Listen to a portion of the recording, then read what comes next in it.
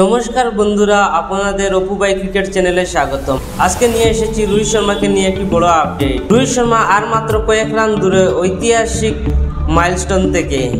তিনি হতে চলেছেন চতুর্থ ভারতীয় ব্যাটার যারা 20,000 রান আন্তর্জাতিক করেন। তার আগে এই লিস্টের সচিন তেন্ডুলকর আর রাহুল দ্রাবিড়, বিরাট কোহলি।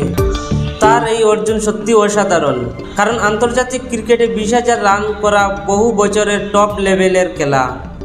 রোহিত শর্মার ব্যাটিং সবসময় চোখে পড়ার মতো, টাইমিং, আক্রমক সব মিলিয়ে টপ লেভেলের ওপেনার। রোহিত শর্মা ফিরছেন ওডিআই সিরিজের দক্ষিণ আফ্রিকার বিরুদ্ধে। সিরিজ শুরু 30 নভেম্বর থেকে রাঁচি স্টেডিয়ামে।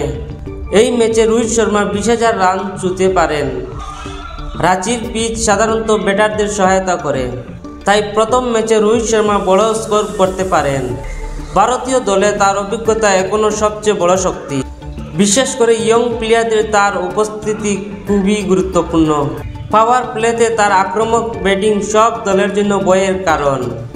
এবার সিরিজে আমরা একই রকম আগ্রাসন দেখতে চাই।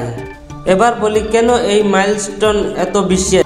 20,000 রান মানে একটি স্থায়ী ক্লাস আছে।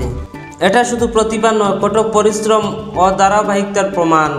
রোহিত শর্মার কেরিয়ার শুরু কঠিন ছিল, কিন্তু ওপেনার হওয়ার পর তার কেরিয়ার বদলে গেছে। তাই 20,000 রান তারই প্রাপ্য।